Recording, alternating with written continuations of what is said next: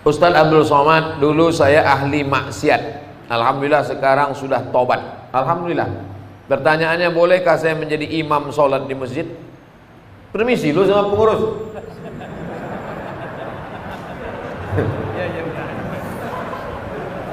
Urutan, saya sebutkan dulu urutan imam. Urutan imam yang pertama ulil amri. Urutan imam tuh ulil amri. Makanya waktu di Madinah itu imam Nabi Muhammad SAW. Sakit Nabi Muhammad, baru disuruh Nabi Abu Bakar jadi imam. Abu Bakar jadi imam sampai meninggal, baru digantikan Sayyidina Umar. Umar meninggal, digantikan Sayyidina Utsman. Utsman meninggal, digantikan Sayyidina Ali. Pemimpin negeri sekaligus pemimpin sholat. Lalu kemudian imam yang kedua, imam ratib. Imam ratib, imam yang ditunjuk oleh negara. Kalau di Maroko imam itu PNS, ditulis pengumuman penerimaan imam. Kenapa begitu? Maka dia ada fit and proper test, dilatih, ditanya, dites hafalan Qurannya berapa, suaranya macam mana. Kadang kita kalau sholat di pinggir jalan mau pergi jauh, mampir kita di masjid, macam-macam bunyi imam. Wal maghdubi alaihim waladdallin, amin, bismillahirrahmanirrahim, ijazah nasrul. Tak ada huruf zal. Pak, ya, kenapa dia maju jadi imam? Syukur dia maju, Pak. Kalau tak ada dia, tak ada sholat di sini. Tak ada fit and proper test imam. Oleh sebab itu imam yang pertama ulil amri, yang kedua imam ratib, imam yang ditunjuk.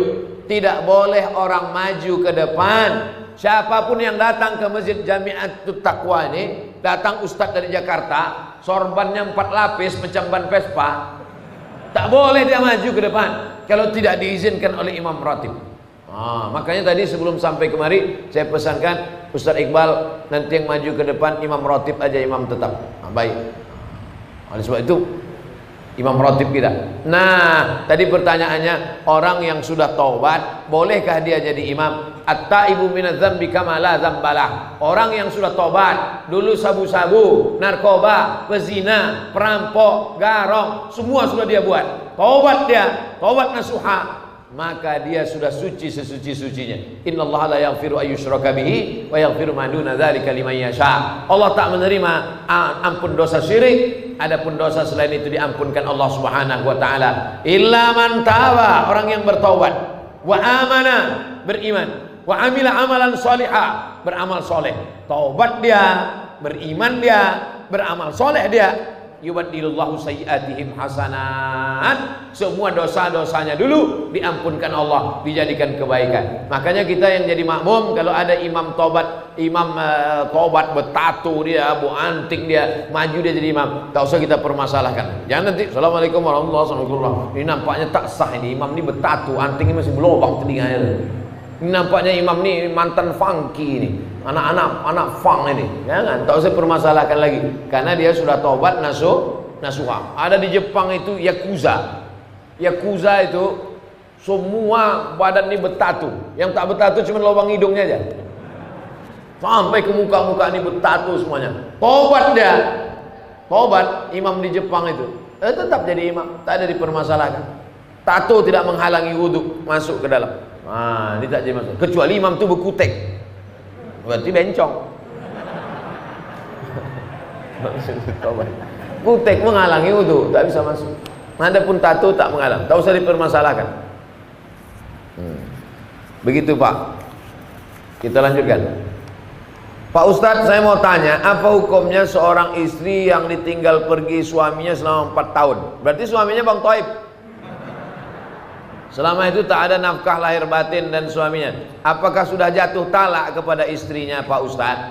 Ditinggalkan suaminya 1000 tahun, tidak jatuh talak. Mana bisa 1000 tahun? Umur cuma 64. Itu pun kalau tak kena corona. Talak baru jatuh kalau diucapkan laki-laki atau diserahkannya ke hakim. Hakim yang menjatuhkan. Makanya ada namanya sirat ta'liq. Di Medan kalau habis akad ada sirat ta'liq. Ada? Banyak pula yang tak ingat. Banyak laki-laki tak ingat. Karena habis akad tu dia tak disuruh Pak Kua baca sirat ta'liq, pikirannya tak kemana-mana. Asik selfie aja. Masih ingat lagi bunyi sirat ta'liq? Kalau saya tinggalkan selama 6 bulan berturut-turut, tidak memberikan nafkah zahir dan batin, mengadu dia ke pengadilan agama, maka hakim menjatuhkan talak 1. Oleh sebab itu kalau dia tak mengadu, sampai mati tak jatuh. Perempuan mesti mengadu dia ke pengadilan agama. Begitu prosesnya. Ini pertanyaannya, ditinggalnya 4 tahun, selama itu tak ada nafkah zahir batin, apakah jatuh talak? Tak jatuh kalau tidak tak mengadu. Maka perempuan mesti punya keberanian untuk mengadukan si Fir'aun yang tak balik-balik 4 tahun.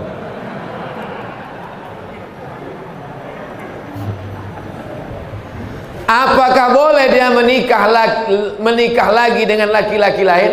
Lakinya tak balik 4 tahun, lalu diam-diam nikah dia sama laki-laki lain, berarti dia sudah poliandri. Banyak bini, poligami.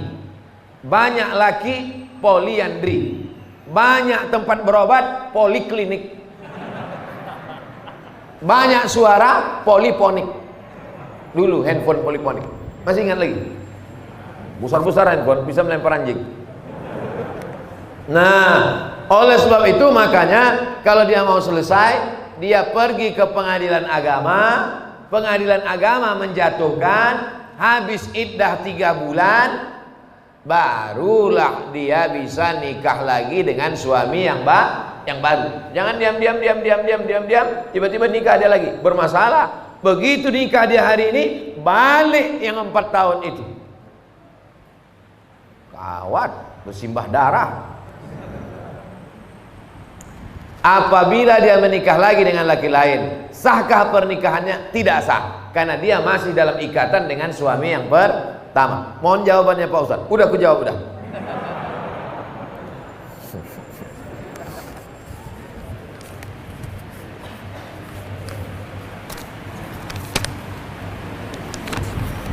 Nama Salmiati, alamat Besilam. Ada seorang sultan.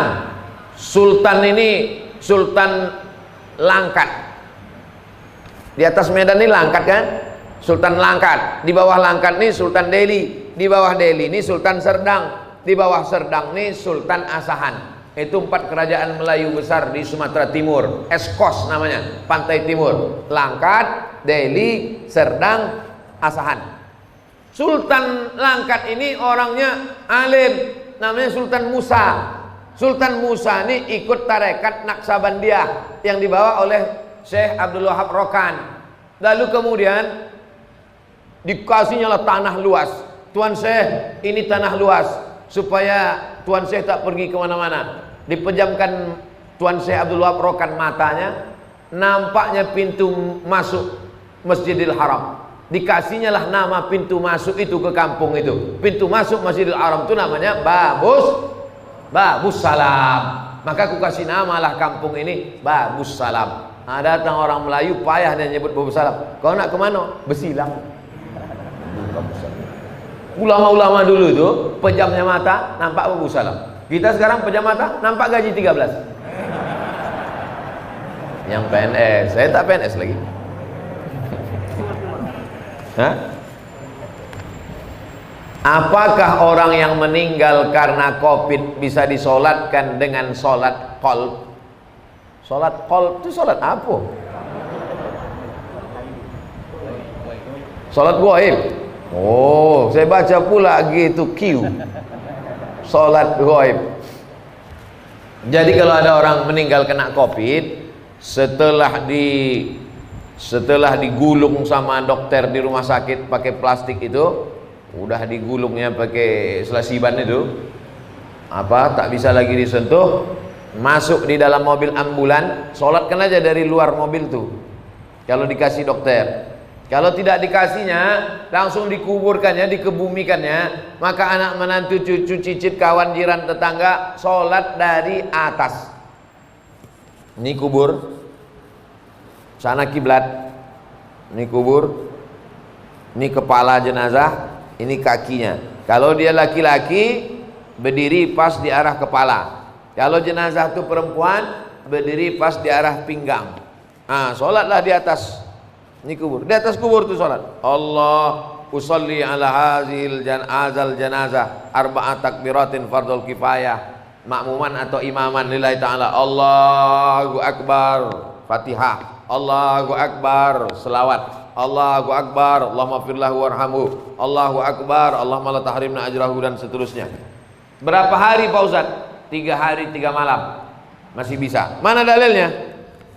Dalilnya begini. Datanglah Nabi bertanya tentang tukang sapu masjid. Mana perempuan tukang sapu masjid nih yang kemarin nampak aku, kata Nabi. Kata sahabat, udah meninggal dia ya Rasulullah. Kenapa kalian tak kasih tahu aku? Untuk apalah kami kasih tahu? Dia kan cuma tukang sapu, orang remeh-temeh sepele. Nabi minta tunjukkan mana kuburnya. Ditunjukkan. Nabi langsung sholat jenazah di atas kuburnya. Maka kata ahli fikih, masih tetap bisa sholat jenazah 3 hari 3 malam. Bagaimana kalau anak menantunya jauh, datang sesudah seminggu? Pakai pendapat fatwa ulama yang kedua dalam kitab fikih, masih bisa disolat jenazahkan selama jenazahnya belum hancur dimakan cacing tanah. Masih tetap bisa sholat jenazah. Nah, jadi yang 3 hari 3 malam masih bisa, yang sudah lewat itu pun masih bisa sholat di atas kubur. Jangan berkecil hati. Tapi kalau jenazahnya di Papua, anak menantunya di Medan, naik pesawat 8 jam, rapid test, pas dites positif pula dia. Nauzubillah. Oleh sebab itu maka dia sholat ghaib saja dari Medan. Aku sholat ghaib untuk almarhum Fulan bin Fulan di sana. Jadi dua-dua bisa dilaksanakan. Sholat yang tak ghaib bisa dilaksanakan di atas. Jangan bersedih hati karena banyak ini anak cucu keturunan jiran tetangga kawan merasa sedih karena tak bisa sholat jenazah. Bisa dilaksanakan dari atas. Wallahu a'lam bishawab. Ini tentang sholat ghaib. Apakah orang yang meninggal boleh disolatkan berulang kali? Boleh solat jenazah berulang kali, boleh solat ghaib berulang kali, bolak-balik. Nabi Muhammad SAW itu jenazahnya tak dibawa keluar. Jenazah Nabi itu di dalam kamar. Kamar itu kecil, maka berganti-gantian sahabat solat keluar, solat berkeloter. Yang tak boleh berkali-kali itu menyembelih binatang, tak boleh. Binatang kalau sudah disembelih diangkat pisau, haram hukum. Makanya pisau itu tak boleh ditarik. Nah, sekali. Nah, tengoklah video saya yang motong-motong kurban.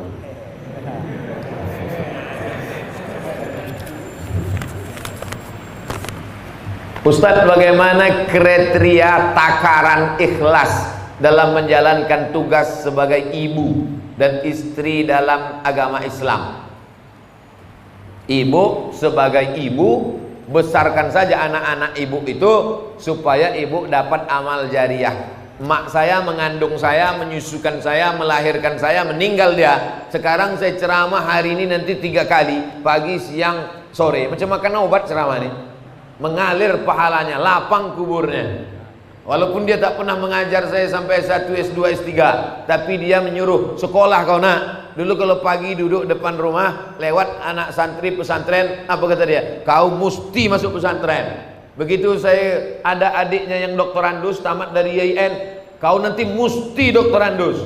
Begitu dia tahu ada orang sekolah di Makkah, kau nanti mesti sekolah ke Arab. Nah, jadi ibu kasih motivasi, serahkan pada Allah Ta'ala, mengalir pahalanya. Itu sebagai ibu. Ibu besarkan saja anak-anak itu lillahi ta'ala, maka dia pun akan menjadi anak soleh-solehah, mengalir pahalanya. Ummuka, siapa lagi ya Allah? Ya Rasulullah, ummuka. Siapa lagi ya Rasulullah? Ummuka. Itu hebatnya ibu-ibu. Maka ibu, saya yakin dan percaya, ibu-ibu mengandung itu adalah ikhlas. Belum ada lagi saya baca berita ibu-ibu menuntut ke suaminya minta bayaran per hari mengandung sekian. Belum ada. Itu menunjukkan dia ikhlas karena Allah SWT melahirkan meregang nyawa, menyusukan 2 tahun lamanya, mendidik anak. Man ala thalatha banatin, siapa yang membesarkan anak 3 orang anak perempuan, fa'addabahunna, dididiknya dengan baik, wa zawwajahunna, dinikahkannya dengan orang baik-baik, wa ahsana ilaihinna, dia buat baik sampai mati, falahul jannah, surgalah baginya. Insyaallah ibu-ibu yang hadir nih semuanya ibu-ibu yang ikhlas membesarkan anak-anak, insyaallah. Amin ya rabbal alamin. Standar ikhlas itu apa Pak Ustaz? Ikhlas itu tak ada yang tahu kecuali hanya ibu dengan Allah saja. Bapak pun tak tahu, malaikat pun tak tahu, apalagi saya tak tahu. Yang tahu itu hanya ibu dan Allah Subhanahu wa taala. Sama macam ceramah ini. Siapa yang tahu Ustaz Abdul Somad ikhlas atau tak ikhlas? Tak ada yang tahu. Saya hanya berusaha ikhlas. Makanya di antara doa, Allahumma ja'alna minal mukhlasin. Jadikan kami orang yang diikhlaskan, bukan orang ikhlas. Kalau orang ikhlas itu mukhlisin. Kita ini selalu ingin jadi mukhlasin. Mukhlis orang ikhlas, mukhlas orang yang diikhlaskan, dijadikan ikhlas. Kita tak mau mengaku-ngaku aku orang ikhlas. Aku adalah orang yang dijadikan ikhlas. Mudah-mudahan kita ini termasuk orang yang dijadikan ikhlas. Amin. Sehubungan dengan COVID-19 yang mewajibkan kita memakai masker saat aktivitas di luar rumah. Apa hukumnya jika kita sholat pakai masker?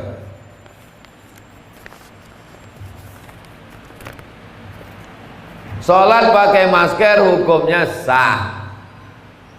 Tapi wajah tertutup Pak Ustadz, tak ada dalil mengatakan wajah tertutup sholat jadi batal. Apalagi karena pakai masker ini bukan gaya-gaya. Pakai masker ini karena darurat.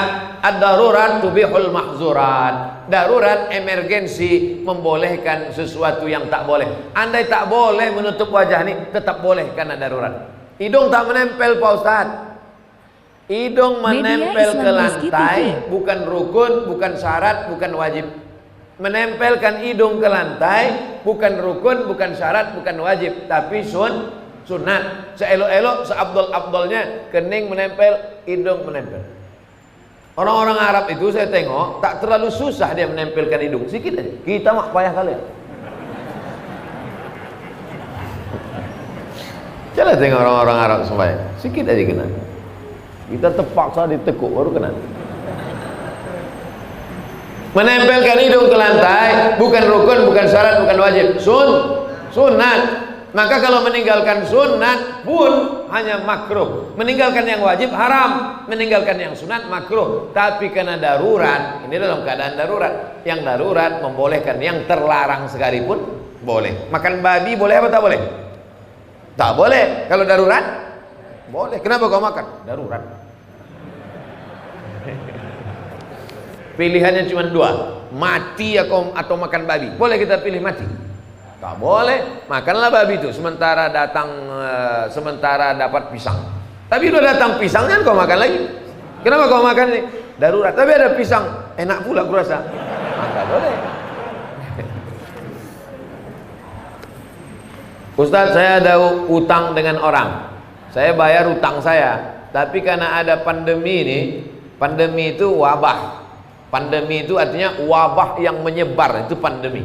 Dan banyak juga orang sekarang pandemi, kata orang pandemi gitu dia. Entah apa pandemi, entahlah pokoknya pandemi. Pandemi itu wabah yang menyebar. Saya ada utang dengan orang, saya mau bayar utang saya. Tapi karena pandemi ini pemasukan saya berkurang, jadi saya bayar semampu saya. Tapi orang ini selalu menyumpahi saya. Apakah sumpahnya itu dikabulkan Allah?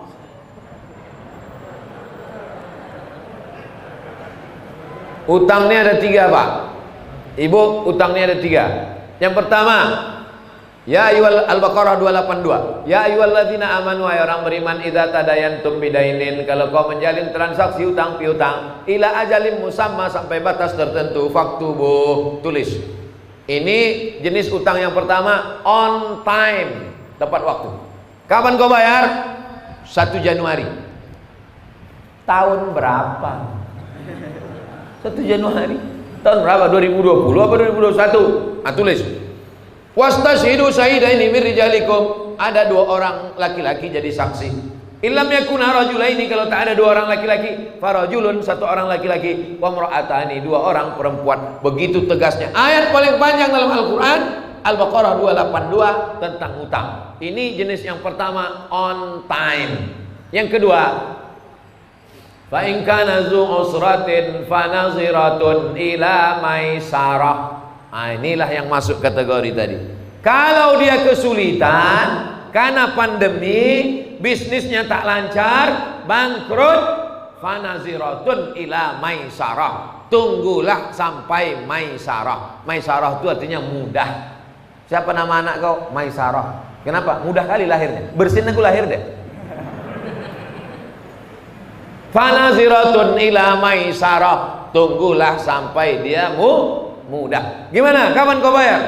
aku belum bisa bayar Pak, macam Al-Baqarah 282. Aku ini level 2 macam ceramah Ustaz Somad di Jamiatul Taqwa kemarin. Jadi kapan kau bayar? Insya Allah aku cicil semampuku. Ini level 2. Yang paling mantap itu level 3. Wa anta saddaqu khairul lakum. Kalau kau sedekahkan itu lebih baik. Kapan kau bayar? Aku tak sanggup bayar. Kalau gitu kau ambil aja lah, udah aku sedekahkan. Mantap. Daripada banyak pula minyak bensinnya lagi daripada menagih. Daripada kuman darah tinggi ku ikhlaskan ya. Ku ambil. Itu bukan ikhlas, mengamuk. Jadi kalau bapak kaya, duit banyak, dia susah, pandemi, ngontrak, anaknya susun paku do re mi fa si do sol fa mi re do, maka pakailah level ketiga. Tak sampai hati aku menagihnya, udahlah kau ambil aja lah, aku sedekahkan lillahi ta'ala. Kau doakan aku murah rezeki, panjang umur, tapi sesudah ini jangan kau ngutang sama aku lagi ya. Nah, jenis yang ketiga. Tapi kalau bapak termasuk orang yang juga kurang mampu, pilihlah level yang kedua. Memberi bantuan orang itu baik, tapi gara-gara sumpah serapah hilang pahala. Qaulun ma'rufun, ucapan yang baik, khairun, lebih baik, min shadaqatin, daripada banyak bersedekah. Yasba'uha azan, caci maki, sumpah serapah, hamun, keluar kebun binatang. Asal jumpa keluar kebun binatang, asal jumpa keluar kebun binatang. La tutilu shadaqatikum bil manni wal adha. Jangan kau iringi perbuatan baikmu dengan perbuatan yang tak baik. Mudah-mudahan kita bisa bertenggang rasa. Semoga Allah senantiasa melindungi Ustaz. Amin ya rabbal alamin. Berapa banyak dari pendapat tabi'in yang boleh kita ikuti dan kriteria pendapat tersebut. Mohon doa untuk anak kami M. Nabil dan Rafika Gunawan menuntut ilmu di pondok. Nanti di akhir majelis kita sama-sama berdoa semoga anak-anak kita semuanya menjadi penghafal Al-Quran, jadi para mujahid yang menolong agama Allah ini dengan harta dan nyawa mereka insyaAllah. Ada tabi'in namanya Al-Imam Al-Hasan Al-Basri, kampungnya di Basrah, Irak.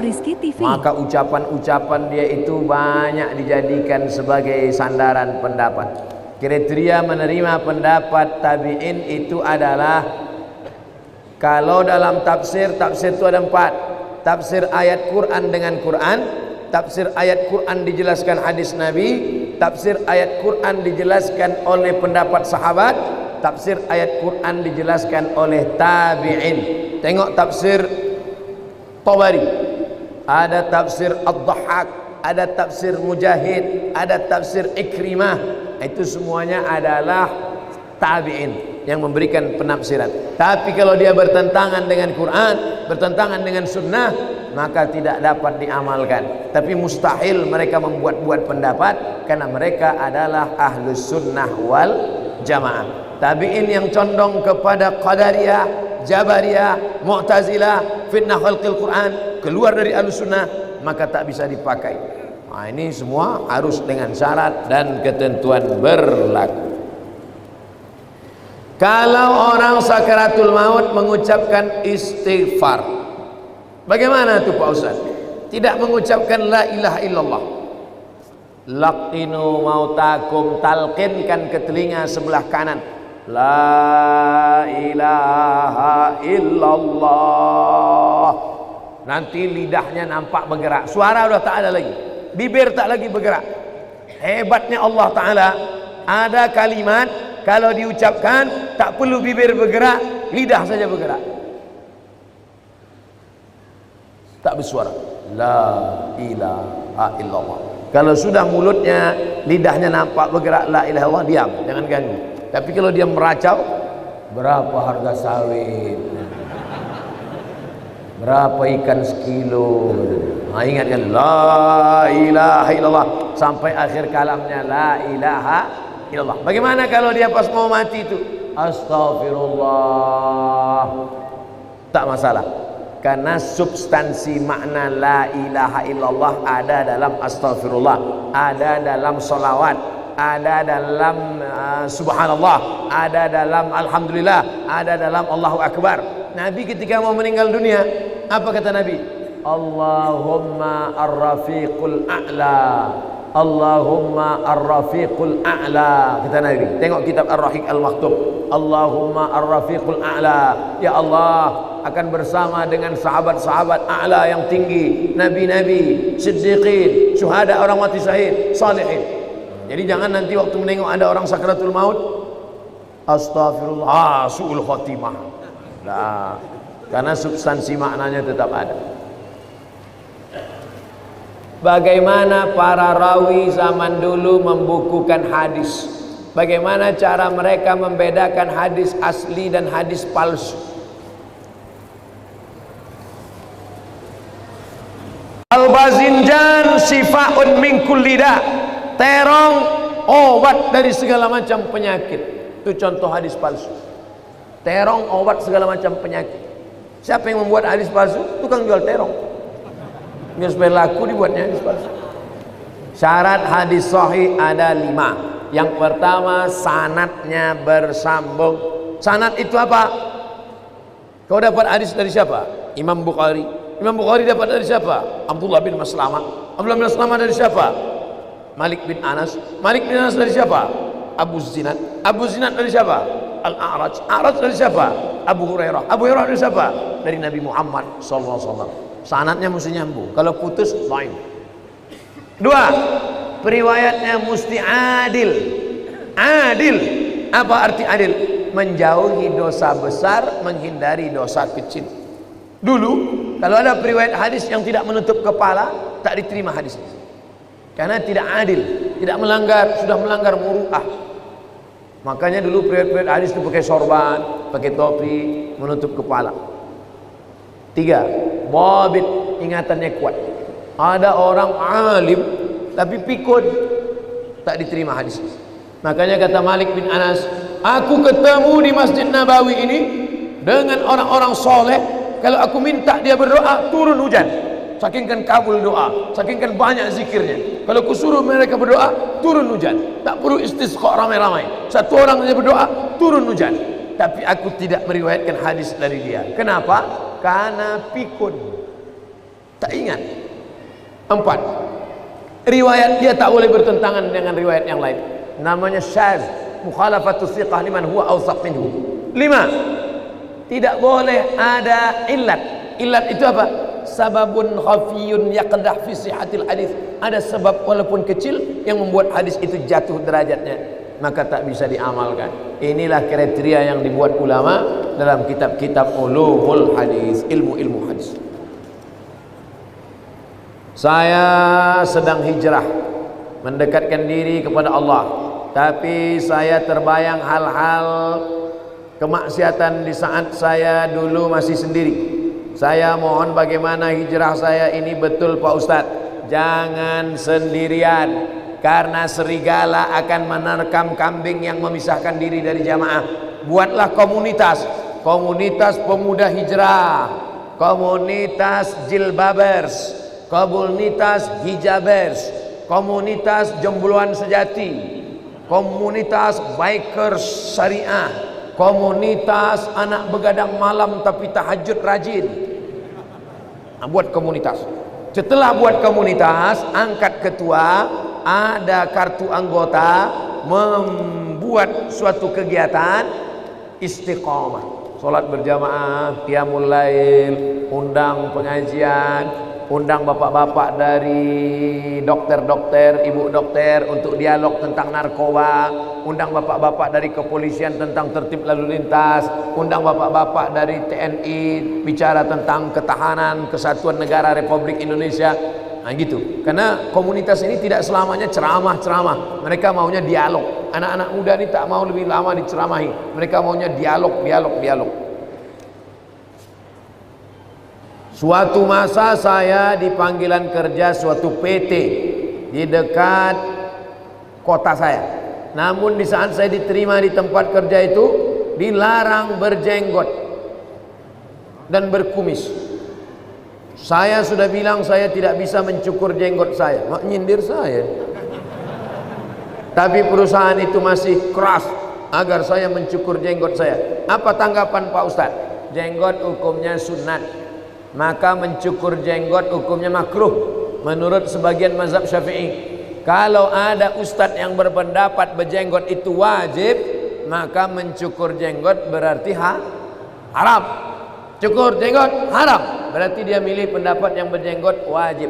Saya memilih pendapat berjenggot sunnah, maka mencukur jenggot tak sampai haram, hanya makruh saja.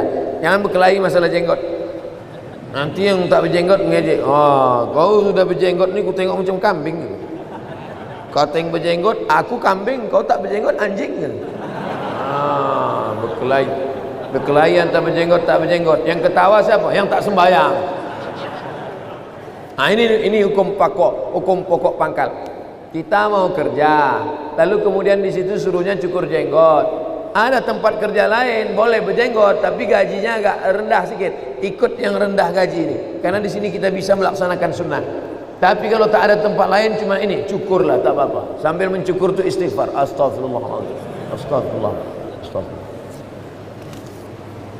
Bagaimana status perkawinan seorang mu'allaf, istrinya tak Islam? Istrinya tak Islam tapi Yahudi Nasrani, boleh, karena boleh menikah istri Yahudi Nasrani menurut mazhab Hanafi, Maliki, Hambali. Syafi'i tak boleh. Pilih salah satu dari 4 mazhab, karena dalam keadaan darurat. Dia mu'alaf, istrinya Nasrani atau Yahudi, boleh. Salah satu dari mazhab Hanafi, Maliki, Hambali. Syafi'i tak boleh. Mana dalilnya? Al-yawma uhilla lakumut thayyibat. Hari ini ku halalkan yang baik-baik. Wa ta'amul ladzina utul kitaba halal lakum wa ta'amukum halal lahum. Sembelihan Yahudi Nasrani boleh kamu makan, sembelihan kamu boleh mereka makan. Wal muhsanat, perempuan mereka boleh kamu nikahi menurut mazhab Hanafi, Maliki, Hambali. Tapi kalau istrinya Konghucu, Hindu, Buddha, tak boleh. Maka dia harus pisah, otomatis pisah. Kalau tetap juga dia serumah, dia dihukum berzina. Maka mesti jelas tadi pertanyaannya, istrinya itu Nasrani apa Yahudi. Saya ingin tanya, bagaimana cara seorang hamba agar imannya tetap istiqomah menjalankan kewajiban agama di saat imannya down. Al-imanu yazid, naik, wayanqus, turun. Itu ada satu bab dalam Sahih Muslim, nama babnya Al-imanu yazid wayanqus. Iman naik turun, macam teh sariwangi juga dia. Kapan dia naik? Yazidu bit ta'at, di dalam masjid bersama orang baik, mendengarkan pengajian, naik. Di karaoke mendengarkan lagu metal sama kawan setengah setan, turun. Oleh sebab itu, berusahalah tinggal di komunitas. Di lingkungan rumah, gabungkan dengan komunitas wirid yasin. Di kantor, gabungkan diri dengan komunitas pengajian. Di grup WA, ikut grup WA yang mengingatkan. Grup WA yang mengirimkan yang tak baik, keluar saja dari situ. Jadi untuk menjaga istiqomah ini kita mesti jaga. Dari mulai bangun pagi, dengarkan radio pengajian, tonton TV pengajian, sampai di kantor komunitas kawan-kawan yang pengajian. Kertas terakhir. Alhamdulillah dapat bertemu dengan Ustadz pertama kali. Saya selalu kemari, karena selalu ada halangan untuk ketemu. Pertanyaan, mana yang lebih didulukan, diturunkan lutut apa tangan waktu sujud? Sujud. Allahu Akbar, lutut dulu, baru tapak tangan. Mazhab Syafi'i. Hadisnya riwayat Abu Wa'il. Sedangkan yang menyebutkan tangan dulu hadis Abu Hurairah, tapi matannya maklub. Maklub artinya terbalik. Tangan dulu. Allahu Akbar, tangan dulu. Baru lutut. Tapi dua-duanya boleh dilaksanakan. Tapi jumhur mayoritas ulama lutut dulu, baru tangan. Tapi kalau ada yang melaksanakan tangan dulu, saya pun tak salahkan, asal jangan kening dulu. Itu terjungkal namanya. Lutut dulu, jumhur mayoritas ulama. Kalau ada yang membuat tangan dulu, termasuk buku sifat salat Nabi Nasruddin Albani, kata dia tangan dulu. Tapi mayoritas ulama lutut dulu. Salat istisqa sebaiknya dilakukan pada saat kapan Pak Ustaz? Salat istisqa dilaksanakan pada saat kemarau panjang. Cara pelaksanaannya dua. Yang pertama, sedang khutbah Jumat. Nabi sedang khutbah Jumat, masuk orang Arab Badui, "Ya Muhammad, halakatil amwal, kebun kami kering, kambing kami mati." Nabi sedang khutbah, langsung Nabi angkat tangan, "Aghithna, aghithna, aghithna." Turunkan hujan, turunkan hujan. Selesai salat Jumat, keluar Masjid Nabawi, basah lantai, basah tanah Masjid Nabawi. Begitu kabulnya doa Nabi. Jadi melalui salat Jumat. Yang kedua, salat istisqa khusus. Di mana Nabi salat istisqa?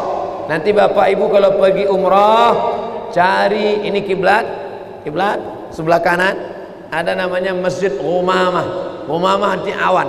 Karena Nabi waktu salat istisqa datang awan di atas. Tinggal turun saja lagi. Selesai istisqa turun dia ke bawah. Saking kabulnya doa. Kenapa doa kita tak dikabulkan? 4. Mat'amuhu haram, makanannya haram. Mashrabuhu haram, minumannya haram. Malbasuhu haram, pakaiannya haram. Ghudhiya bil haram, disuapkan makanan haram. Salat istisqa mohon kepada Allah ketika panas berkepanjangan dan tidak turun hujan. Mudah-mudahan Allah Ta'ala menurunkan hujan kepada kita sehingga menghilangkan segala malapetaka, bencana dan musibah. Ala hadhihi niyah wa kulli niyatin salihah. Al-Fatihah.